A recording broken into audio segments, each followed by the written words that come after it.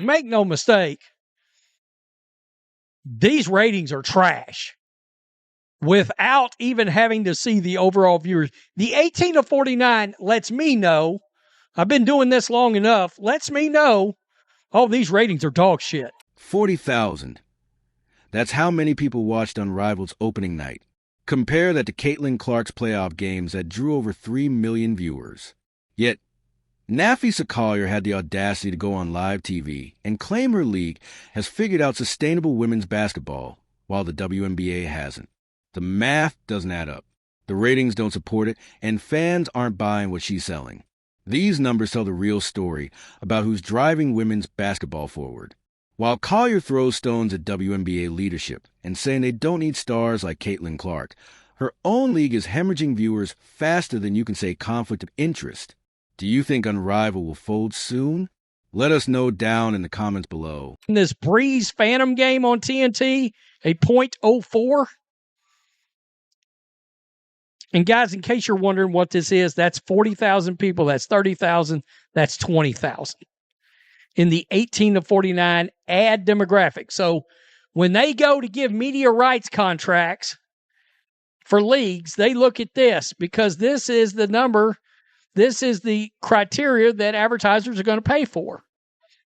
They believe the most money spent is from people that are 18 years old to 49 years old. All right. So these numbers are bad. Unrivaled walked into this season with big promises. The league marketed itself as a future of women's basketball with its fast-paced 3-on-3 format and roster of established stars. Collier and her partners talked about creating something the WNBA couldn't deliver. They positioned their league as the next evolution of the game. The marketing pushed hard on star power and competitive play that would capture audiences, even if the biggest stars in the game, such as Caitlin Clark, decided it was not worth her time. Then the numbers just dropped. Opening night brought in 40,000 viewers in the key demographic. That's not a typo. 40,000 people tuned in to watch what was supposed to be revolutionary basketball. You can almost hear the collective gulp from investors who poured money into this venture.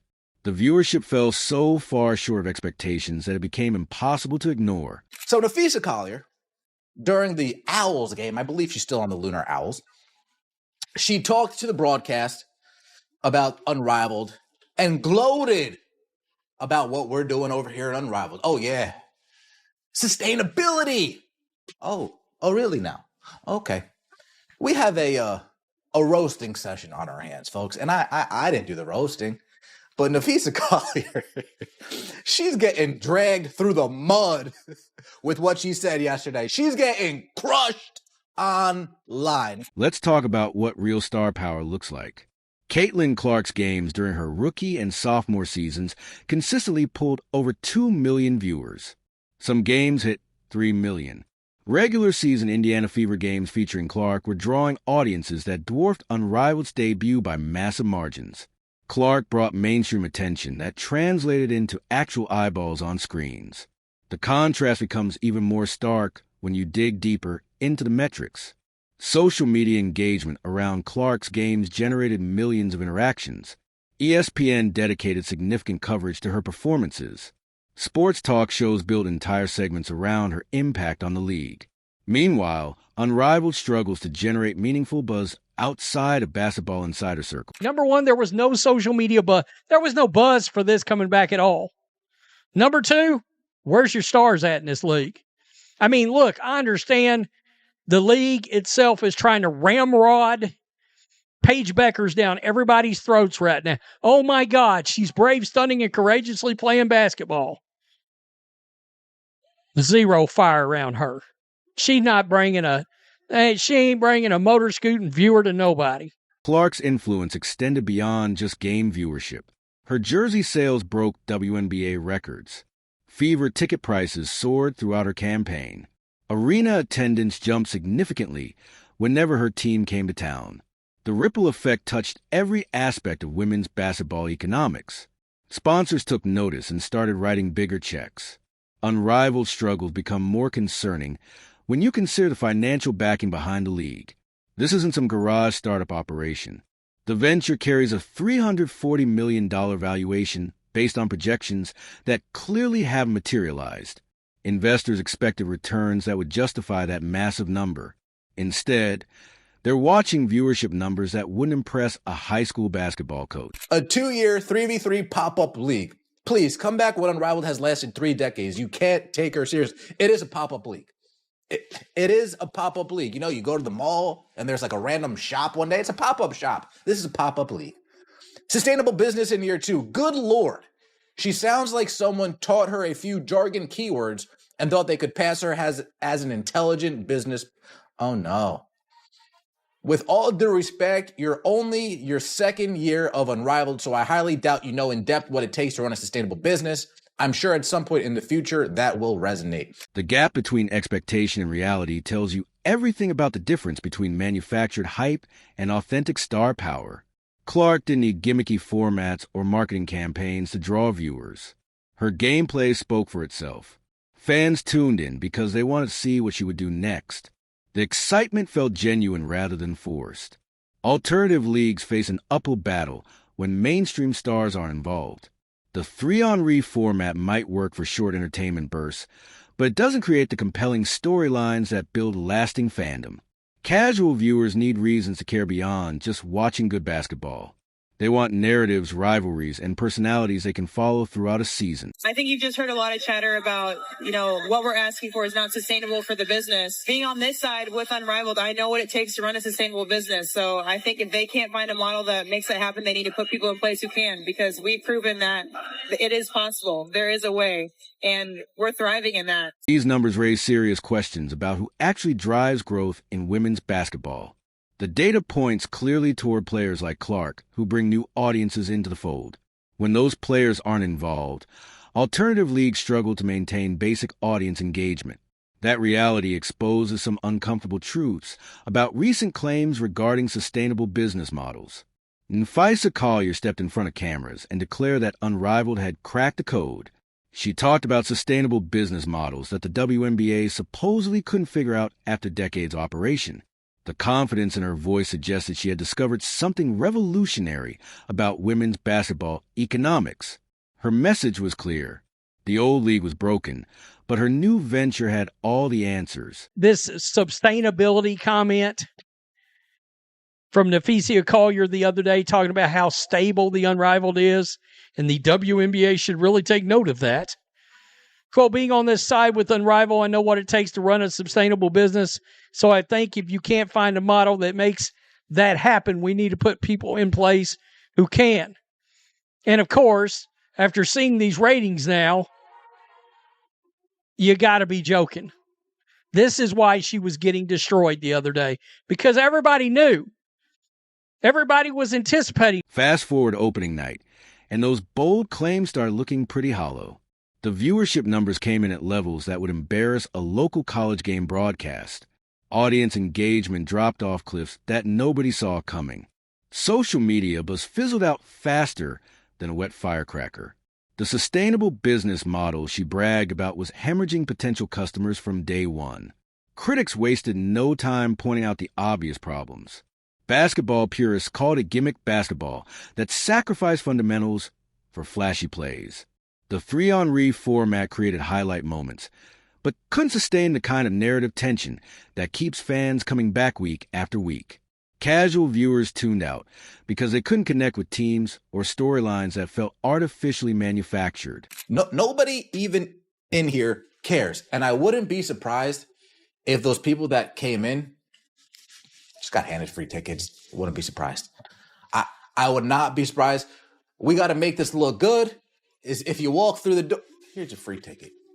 Here's your free ticket. If you come into the state of Florida, everybody traveling to the state of Florida is getting a free Unrivaled ticket, and they couldn't even fill up the building.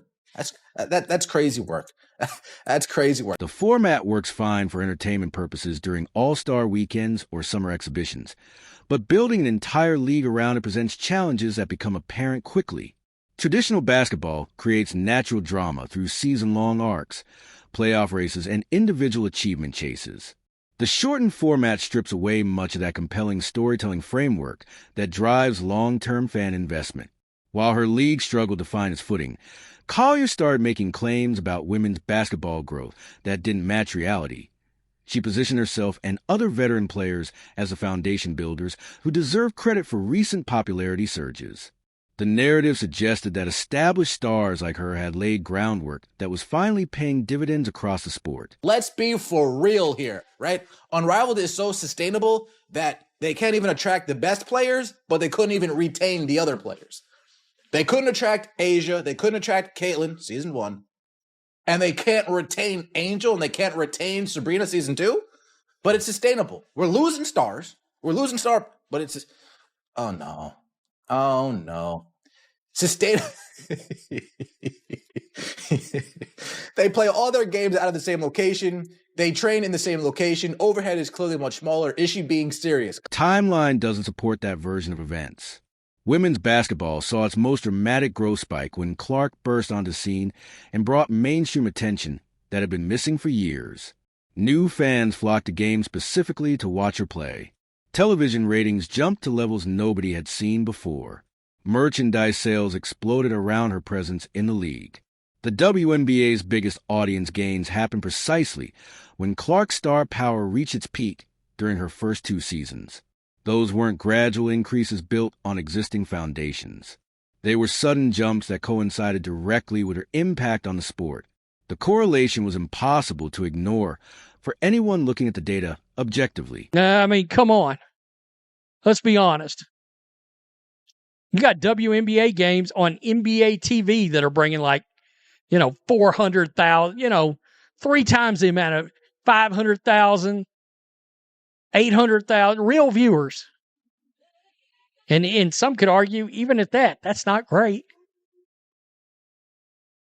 So that's why this comment, I made a video on this. We won't go through it again, but Nafisa Collier got destroyed over these comments. Absolutely crushed in the dust. Collier's sustainable business model was failing the most basic test that any entertainment venture faces. You have to attract viewers first before you can worry about keeping them engaged long-term. Her league couldn't even clear that initial hurdle despite all the marketing hype and financial backing behind the launch. The disconnect between her confident predictions and actual performance reveals how far removed she had become from understanding what fans actually want. Success requires more than just good basketball players and innovative formats. You need genuine star power that transcends the sport itself and brings new audiences into fold. Unbelievable. Absolutely unbelievable. How entitled can you be? How ignorant do you have to be to go on national television and brag about a business that is losing money? Not only are you bragging about an unprofitable business, you're also telling the commissioner of another unprofitable business how to lose more money. NFA Collier holds the title of WNBPA Vice President while running her own competing basketball league. That dual role creates problems that go way beyond simple conflict of interest. She sits at the negotiating table supposedly fighting for all WNBA players, while simultaneously promoting a business venture that directly competes with their employer. The ethical implications become impossible to ignore when you see how she handles these competing loyalties. Her responsibilities as vice president include representing every player's interest during crucial contract negotiations. The WNBPA expects her to advocate for better working conditions, higher salaries, and improved revenue-sharing arrangements with league management. Players trust her to put their collective welfare ahead of personal considerations when making decisions that affect hundreds of careers. Instead of maintaining that professional distance, Collier went on television and declared that the WNBA has the worst leadership in the world. She made these statements while actively promoting her own league as the superior alternative. The timing wasn't accidental or poorly planned. These comments came during active CBA negotiations when the WNBPA needed unified messaging and strong advocacy. Like I have been telling you guys since Caitlin Clark came into the league, the success of Caitlin Clark came at the worst time for the WNBA because her success It gave the illusion that the entire WNBA was successful. Caitlin Clark gave the illusion that people are watching pretend basketball, when the reality is people are watching Caitlin Clark. If you don't believe me, go ask Angel Reese. As a result, it gave already entitled WNBA players a massive boost to entitlement. Her public criticism focused on business model failures and leadership incompetence within the WNBA structure. She argued that Unrivaled had proven sustainable approaches work, while the established league continued making the same mistakes. Every attack on WNBA leadership served dual purposes, undermining the league she was supposed to support while building credibility for her competing venture. The CBA negotiations happening during this period involved crucial revenue-sharing discussions that could impact players' salaries for years to come. League management was already skeptical about player demands for larger pieces of growing television and sponsorship revenues. Having their own vice president publicly questioning leadership competence weakened the WNBPA's bargaining position significantly. Collier's attacks on league management made it harder for other player representatives to maintain credible negotiations. How do you demand better treatment from leaders you've just called the worst in professional sports? The mixed messaging created confusion about what players actually wanted from these talks. I wanted to know just how sustainable 3-on-3 pretend basketball was. Because if the WNBA isn't a sustainable business with the backing of the most popular basketball league in the world, and with the star power of a once-in-a-lifetime draw like Caitlin Clark, if the original dump, if they're not sustainable, there is absolutely no way that Unrivaled is making money. Right? The ethical problems extend beyond just negotiating tactics. Players who disagreed with her approach had limited options for challenging someone in such a powerful position. Younger players especially felt pressure to stay quiet rather than question leadership that controlled their union representation. The power dynamics made honest discussion about these conflicts nearly impossible. Revenue-sharing deals being negotiated during this time represented the WNBA's best opportunity to capitalize on recent growth and provide meaningful salary increases. The league needed unified player leadership to push for aggressive terms that reflected basketball's expanding popularity. Instead, internal conflicts and competing loyalties weakened their position. Collier's business interests clearly benefit when the WNBA struggles with labor relations and public perception problems. Every criticism she makes of league leadership helps justify her alternative league's existence. Players watching these dynamics unfold recognize that her advocacy feels more like calculated business strategy than genuine representation. The pattern reveals why her criticism carries an edge that legitimate advocacy typically doesn't have. She's not just pushing for improvements within the existing system. She's actively working to replace that system with one she owns and controls. You look at Caitlin Clark, the Wilson basketball, selling like hotcakes. The Kobe PEs, selling like hotcakes. The Barbie, selling like hotcakes. The action figures, selling like hotcakes. The Funko Pop, selling like hotcakes. Merchandise, selling like hotcakes. T-shirts, selling like hotcakes. It's not the same case with everybody else. And now the latest company to just take money and throw it down the drain is a company I grew up with. It's a company I grew up with. I think many of us had these. Paige Becker signs a deal with Lego as she prepares to be the next signature athlete.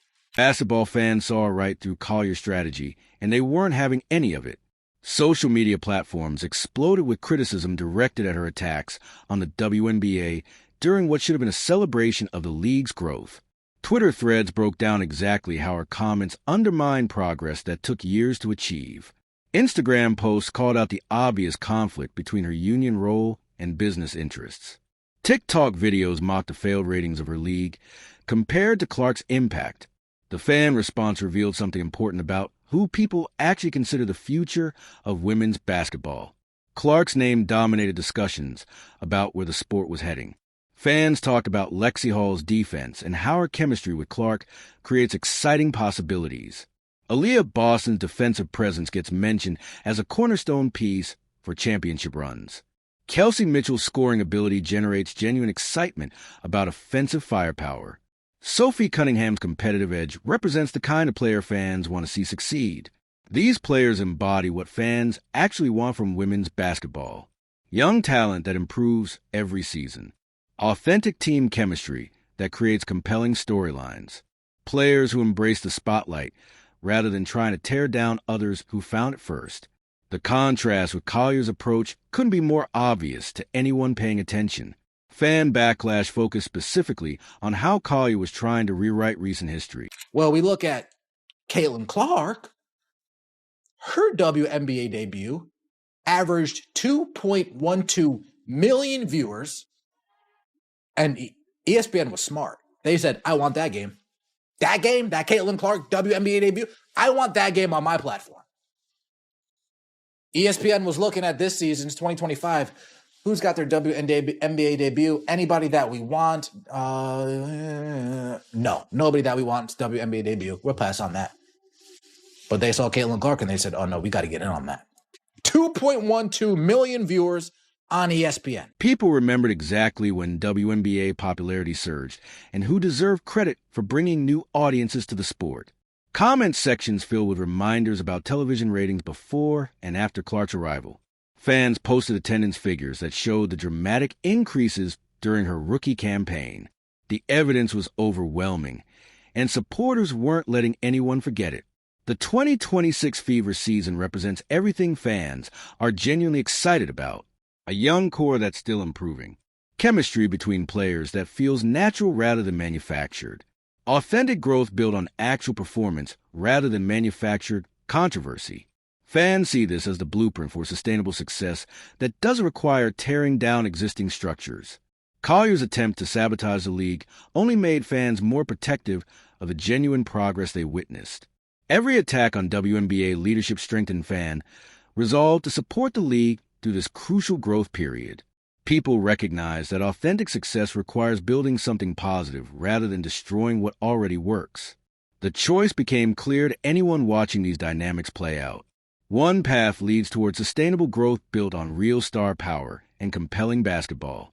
The other leads toward failed experiments and conflict of interest that benefit nobody except league owners looking for quick profits.